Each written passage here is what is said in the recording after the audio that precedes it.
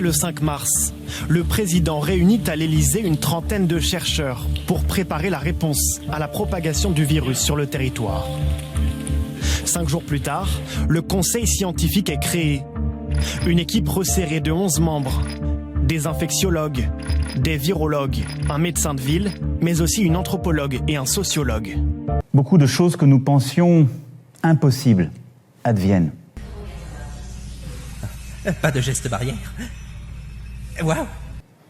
Ne nous laissons pas impressionner. La formule est devenue incontournable dans le vocabulaire de l'exécutif. J'ai saisi le conseil scientifique. Si vous posez la question à tous les membres du conseil scientifique. À l'avant-poste de la guerre lancée par Emmanuel Macron, le conseil scientifique assiste et conseille l'exécutif dans la gestion du coronavirus. À sa tête, le professeur Jean-François Delfraissy, médecin spécialisé en immunologie. Et vous avez vu, à partir de nos opinions, les décisions politiques qui ont pu être prises. Vous avez vu... Ah, tu as vu, alors c'est moi ou c'est pas moi, hein? C'est eux, d'une certaine manière, qui décident ce qu'il faut faire. C'est eux qui décident. Ne nous laissons pas impressionner. Est-ce que, effectivement, Emmanuel Macron a raison de s'en remettre aux experts? Qui aurait imaginé, il y a une quinzaine de jours, que nous serions dans cet état? Vous vous rendez compte que ce conseil scientifique a été créé il y a moins d'une semaine. Beaucoup de certitudes, de convictions sont balayées, seront remises en cause. Cette stratégie du confinement n'était pas évidente au départ.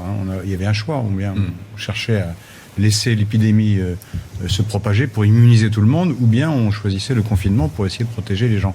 Parce que c'est vous, en respectant le confinement, qui allez permettre aux patients qui ont besoin de réanimation d'être accueillis dans les meilleures conditions. La réanimation, ça coûte un pognon de dingue. Et après, très rapidement, on va rentrer dans ce qu'on appelle les complications de cette médecine un peu agressive qu'est la réanimation. C'est grave quand on vient en réanimation. On sait que la capacité des lits, c'est le seul point important, la capacité des lits. C'est grave quand on vient en réanimation. Endotracheal tube into the trachea.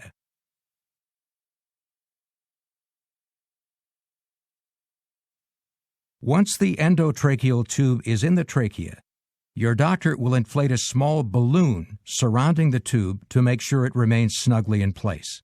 C'est le seul point important, la capacité des lits. On a le personnel, on a la matière première, je dirais, les lits, mais on n'a pas de malades. 23 lits inutilisés et des infirmières payées mais qui restent chez elles. Une idée folle. Mais cette période nous aura beaucoup appris. Tout le monde ne peut qu'applaudir. On préfère tous, naturellement, défendre l'homme plutôt que l'argent, mais en même temps, il va bien falloir se rendre compte à un moment que ce discours-là est un discours qui se heurte à ses propres contradictions, parce que vous allez créer d'autres misères, et des misères pires. On choisira, mais on choisit tout le temps, donc il ne faut pas que ce soit une inquiétude. L'économie partielle, c'est des gens qui perdent leur emploi, c'est des gens qui sont plongés dans la misère. Allez, c'est parti, on avance.